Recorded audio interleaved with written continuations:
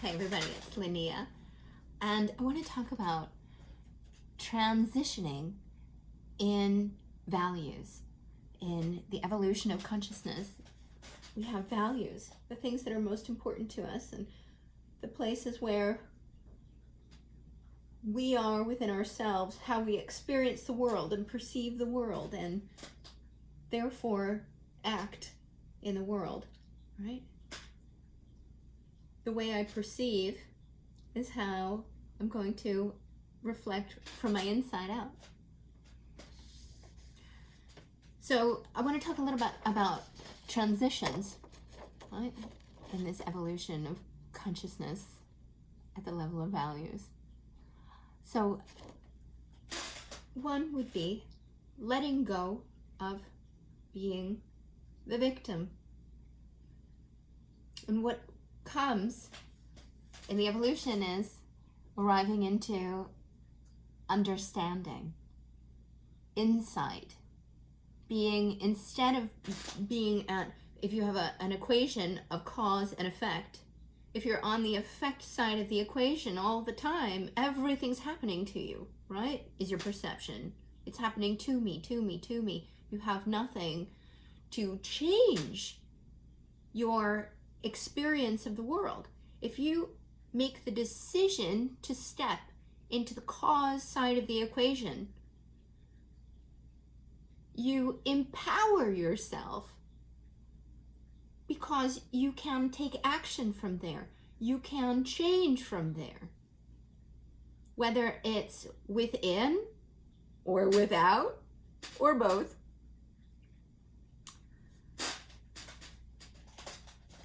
We can let go of hurt and rejection and step in instead into self-acceptance, the truth of who we are, the beauty of that authenticity, to recognize that no one is all good or all bad.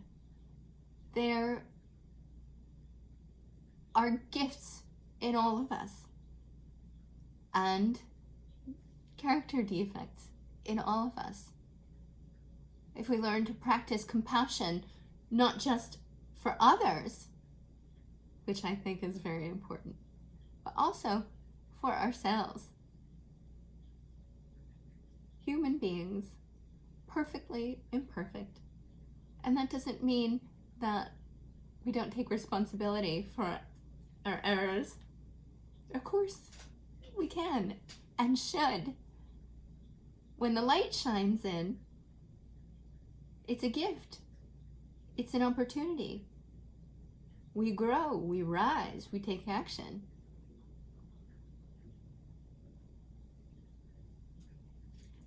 Humility that comes with such an experience is really good for us.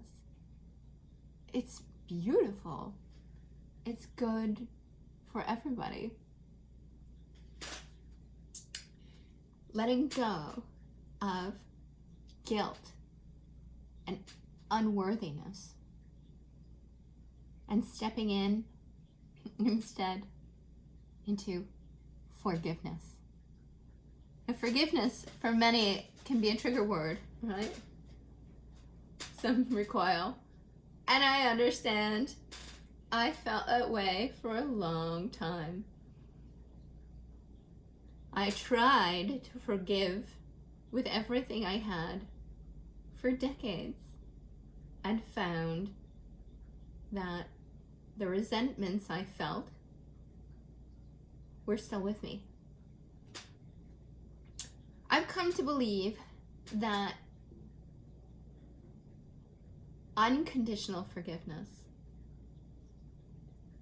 is a vital part of one of the greatest spiritual principles, which is unconditional love. How can I practice and experience unconditional love if I don't practice unconditional forgiveness?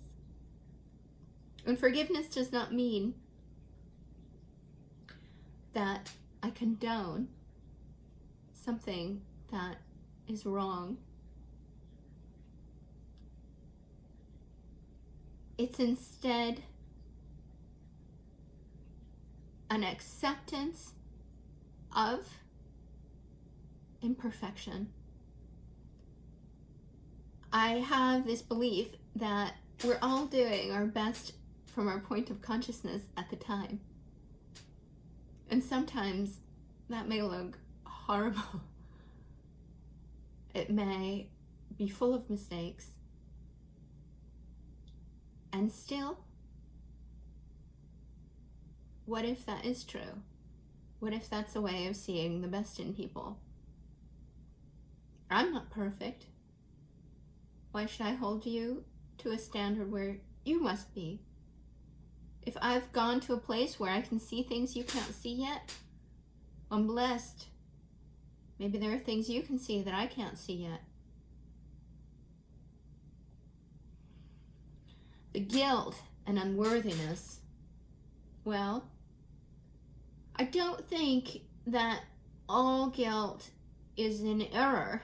I think having conscience is really, really important. A barometer within between good and bad for what they're worth. Things that are positive and constructive and healing and loving versus things that are hurtful and mean and dark and unproductive. I think it's possible, on the one hand, to get led by guilt toward light, but it's not good to get lost in it. If we are lost in guilt, we become less useful. It's a drain of our energy. The more constructive thing to do is to let that direction guide us into better action, into being in a place of personal evolution. What can I do? What can I do to set this right? What can I do to become a better person? What can I do to learn from this experience? What are the learnings? How can I help contribute from this experience in a positive way? Unworthiness? Well, we're all worthy of love, I believe. We are all children of God. We have been put here for a purpose. I think it's possible to fall off course for the things that would serve best from our lives. And I think we gain self-esteem by doing esteemable things. I think there is something about taking constructive action that helps us in our self-worth, and I still think that at any moment we should be able to look inside ourselves and say, here's my heart. Here I am in the truth of myself, in humility. God, show me, change me. Love me for who I am. That it's okay, it's good to be enough, just as you are. Letting go of feeling unfulfilled and expectations, and rising to get totally going with the flow. Right? So it's said that expectations are the seeds of resentment. But I think you should do, I should do in a way that may not correlate with something greater. I think it's very important to rise up, take action, set goals. And I think that runs parallel in a profound way with being able to adapt, being able to change and grow, going with the flow, right? Being the palm tree, right? The palm tree in the wind.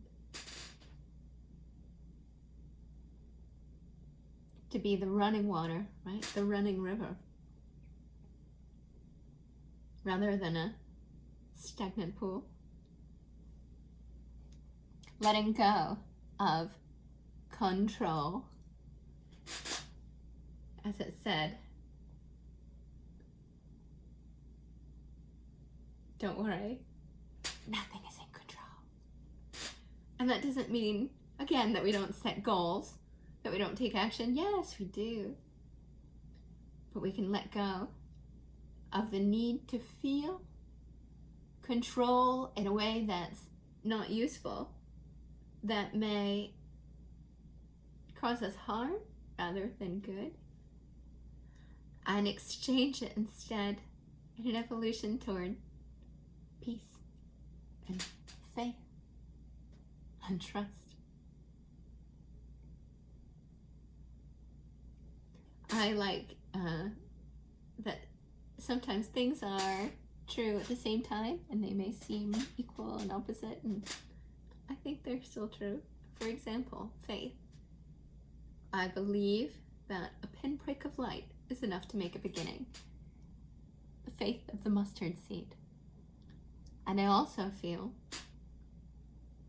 that faith is being all in. Like, what's 40% faith? It's not faith. What's 60% faith? It's not faith.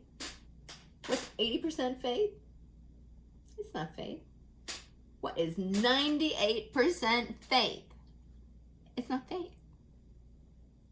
I make a decision to be all in. I'm at a table with God on the other side. I've got 100 poker chips. Do I give God 98% of my chips? Do I give him 98 chips? What am I going to do with my 2? Whoosh. Take them. When I'm in that place, when I learn to see by faith and not by sight, I become empowered. I can align better with what actually is. I become energized by arriving with my sight on the light. When my sight is in the darkness, I lose energy. It's harder to move. It's harder to see straight. It's a balancing act, right? That's okay. That's okay.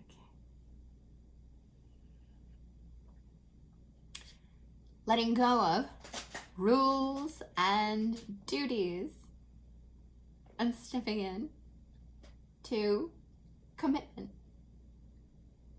Rules and duties. Am I in a mindset where I've stopped thinking for myself? I think it's good to be able to be in line with your environment. I think that's critical. I also think that sometimes the environment is not the healthiest place. And so stepping in to tenacity, stepping into determination, stepping into a loyalty at the level of higher values.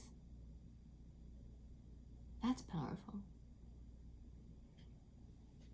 Letting go of social expectations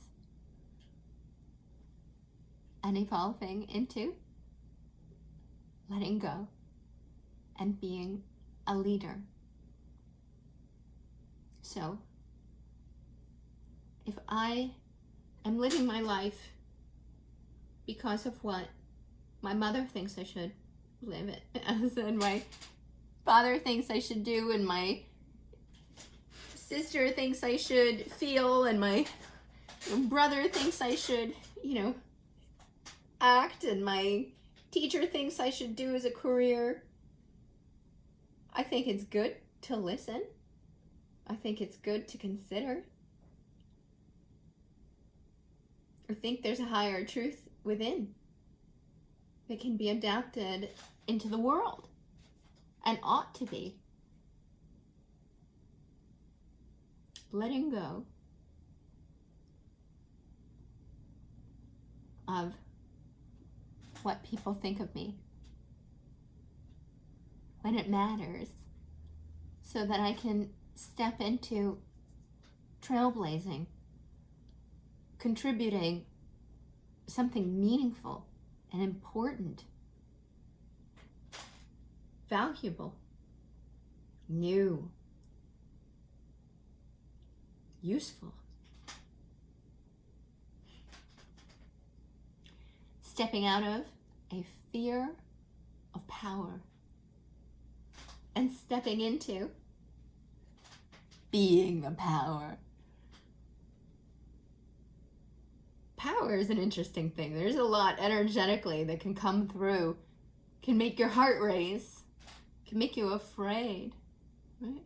Your interpretation is, what will I need to become? Am I enough? What will people think of me? What if I fail? What if you fail? Good. Fail and fail and fail and fail and fail and fail and fail. Because great things are on the other side of moving, of trying, of believing.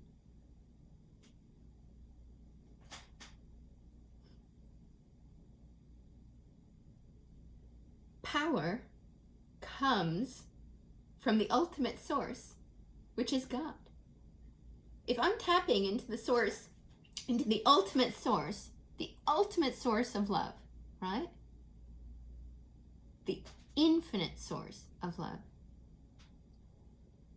Is there a maximum?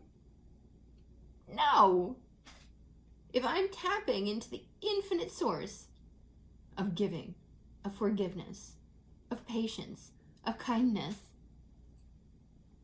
of generosity, is there a limitation? No.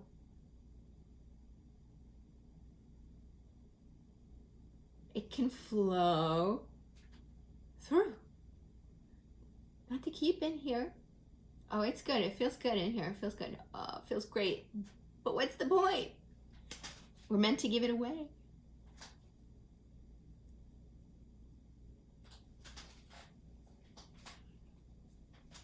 Letting go of a fear of sharing that power.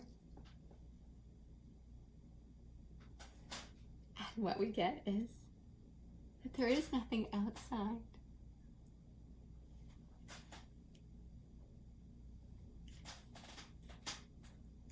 My perception is separateness.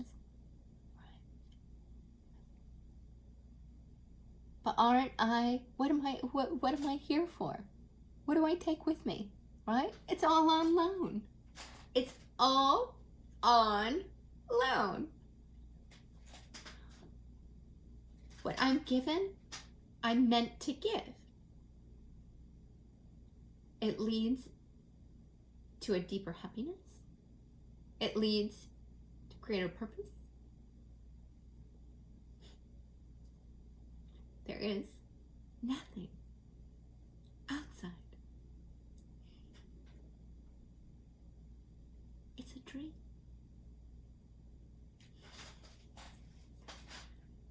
letting go of limitations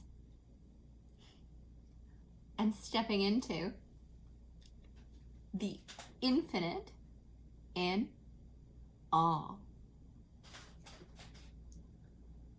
So there's a practice of being able to identify limiting beliefs and limiting decisions. So when I look and I say, okay, this is something that's true. And the question becomes, right, when did you decide that? For example, I'll never be able to make this much money. When did you decide that? Right? Somewhere on the timeline, on the unconscious mind, right? Somewhere, right? Maybe consciously and unconsciously, but somewhere there was a moment when you decided that belief. Because before that, it did not exist. You come into the world believing that I'll never be able to make that much money. I'll never be able to find the woman of my dreams, the man of my dreams. I'll never be able to live here or there. I'll never be able to do this as a career. When did you decide that? The infinite in all. If I let go of my beliefs at the level of limitations, where are the limitations?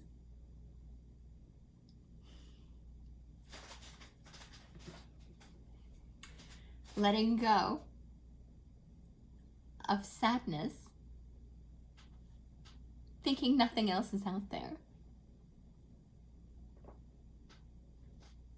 and stepping in to get instead the oneness, connection. That I am connected, just as you are, to all that is. That you and I are the same. That we are part of something so much greater. An equality, a harmony, an ecology, love, a wholeness, a presence, infinity, eternity.